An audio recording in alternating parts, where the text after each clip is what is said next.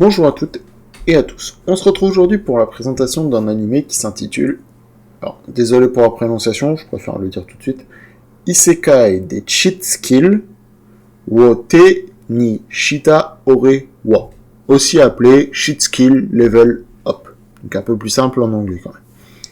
Si vous êtes nouveau sur la chaîne et que mon contenu vous intéresse, n'hésitez pas à vous abonner ainsi qu'à activer la cloche des notifications pour être au courant des dernières vidéos sorties sur ma chaîne. Et n'hésitez pas au passage à exploser les pouces bleus en soutien à cette vidéo. Merci d'avance à ceux qui le feront. Sur ce, on va commencer la présentation de l'animé. L'animé que je vous présente est un type fantasy, aventure, combat, et comme son nom l'indique, un isekai. Mais c'est un isekai particulier, dans un sens, et je vais vous l'expliquer par la suite pourquoi je trouve qu'il est particulier. Nous suivons dans cet animé l'histoire d'un lycéen qui s'appelle Yuya Tenjo, qui est depuis longtemps victime d'harcèlement.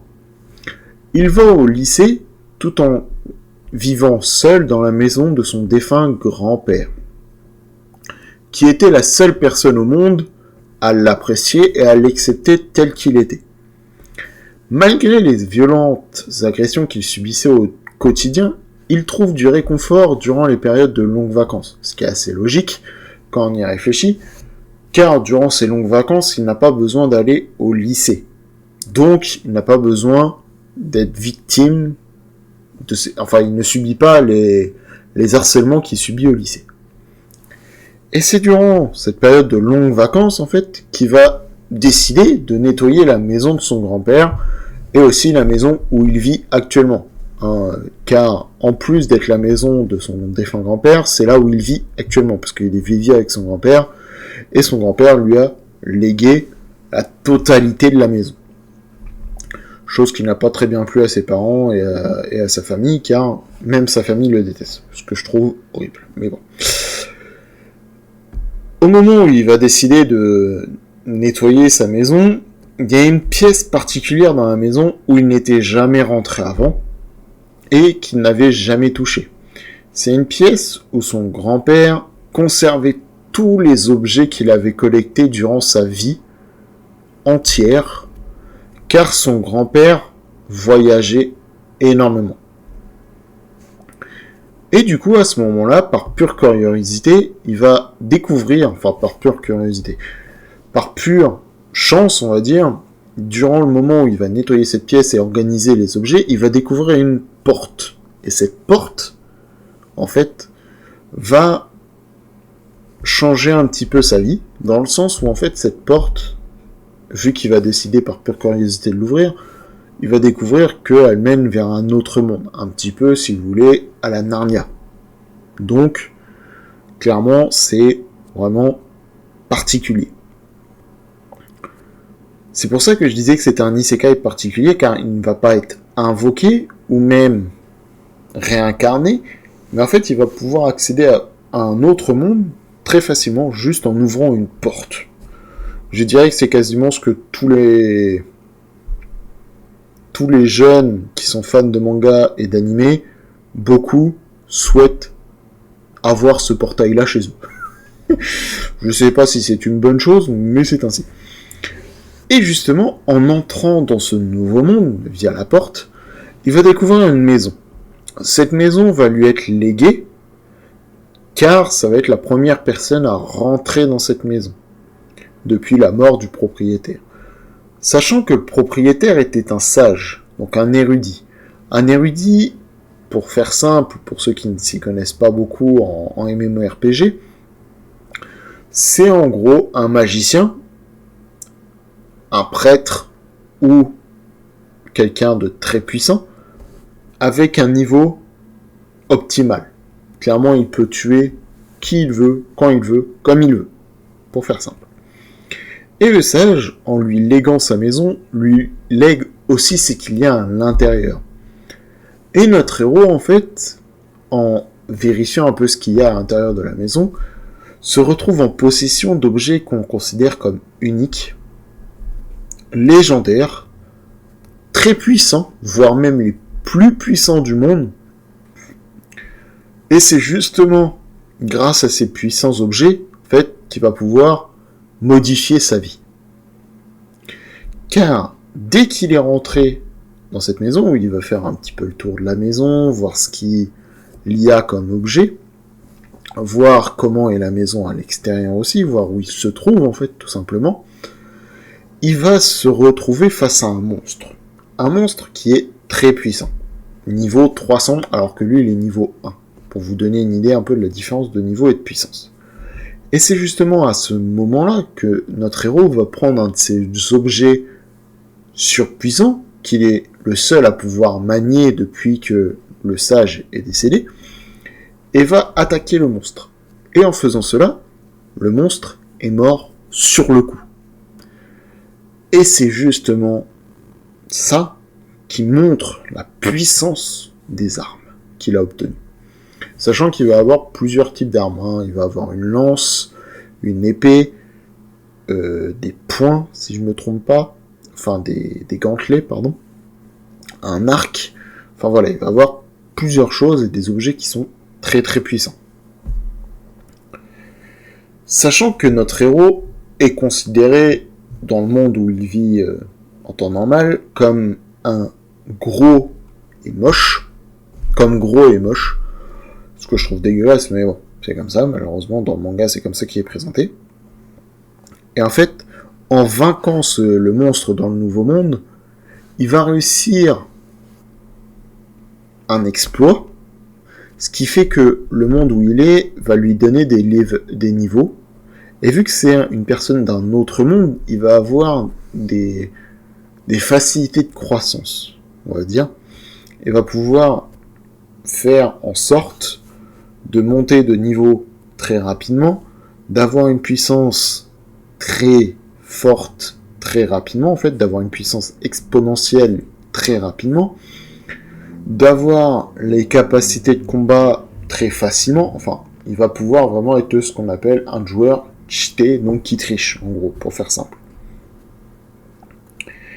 Et du coup, il va se transformer, parce que, en gros, un gain de niveau ne se fait pas sans répercussions tangibles. Donc notre héros qui était, je précise, considéré comme gros et moche, va devenir le personnage que vous voyez sur l'image que je vous ai mis à côté de moi, le soi-disant dans le manga beau mec avec les cheveux marrons. Voilà. Il va être considéré comme un homme magnifique, mannequin et tout ça. Mais lui, notre héros, vu qu'il est assez naïf, va pas comprendre ce changement, et va retourner dans son monde comme si de rien n'était. Parce que lui, en fait, il n'a pas de miroir, parce que vu qu'il subissait des harcèlements en tant que homme gros et moche, comme il le considérait, il s'est dit que les miroirs ne servaient à rien. Donc voilà, vraiment. Sa logique est particulière et n'appartient qu'à lui. Donc, voilà. Donc il va retourner dans son monde comme si de rien n'était. Mais une fois que les vacances sont terminées, il doit retourner au lycée. Et en retournant au lycée, en fait, personne ne le reconnaît. Tout le monde se dit, ouais, c'est un nouvel élève, il vient d'être transféré, alors qu'en fait, tout le monde le connaît.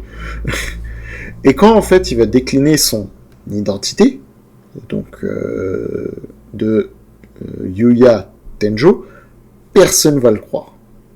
Mais quand je dis personne, c'est réellement personne.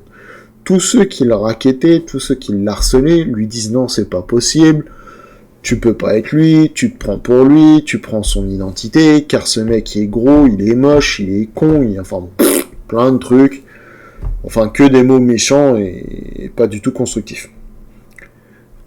Et en fait, lui il va avoir une chance de malade mental, c'est que son identité va ne pas changer, mais une jeune fille, en fait, va découvrir va pas découvrir sa connaissance parce qu'il le connaît déjà, mais va lui dire, oui, c'est bien toi, je te reconnais. Alors qu'il a changé énormément.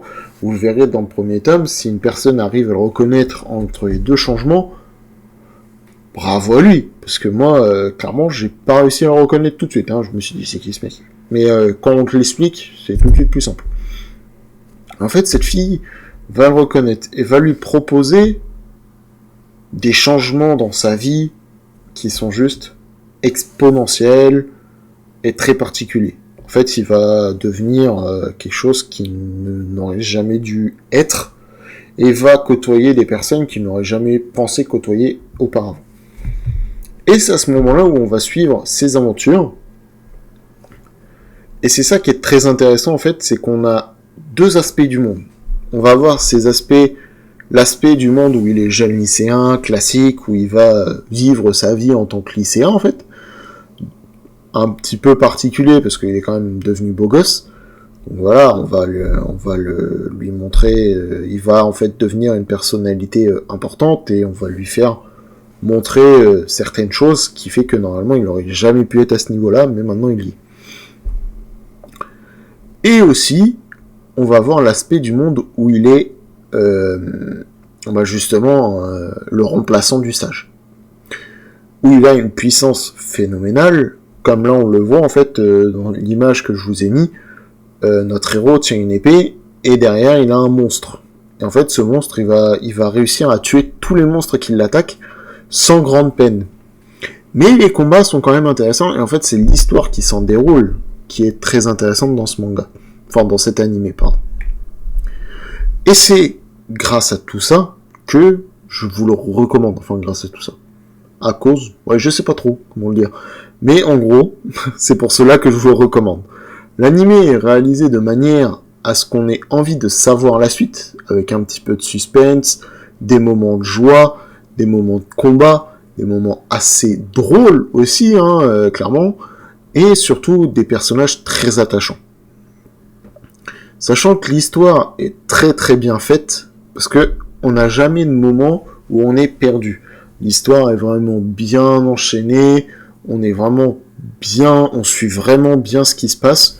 On n'est jamais trop perdu dans ce qui se passe, et c'est ça qui est intéressant par rapport à d'autres mangas que j'ai déjà vus où ils mettaient deux mondes en même temps. Parfois on est un peu perdu, on se dit mais on est où en fait? Et là c'est pas le cas, on va réussir à voir les choses de manière à ce que ça soit facile à suivre. Pardon. Pour le moment où je vous parle de cette œuvre, au moment où je publie cette vidéo, il n'y a qu'une seule saison de sortie, sachant que cette saison est en cours. Si je me trompe pas, elle est prévue en 13 épisodes, et au moment où je publie la vidéo, je crois qu'il y a 5 épisodes de sortie, si je me trompe pas. 4 ou 5, je sais plus trop. Qui est le tout disponible sur Crunchyroll. Moi je le suis, clairement, donc je crois, oui, c'est 5 épisodes. Pardon, c'est 5 épisodes. Je me corrige, c'est 5 épisodes qui sont sortis, et le tout disponible sur Crunchyroll.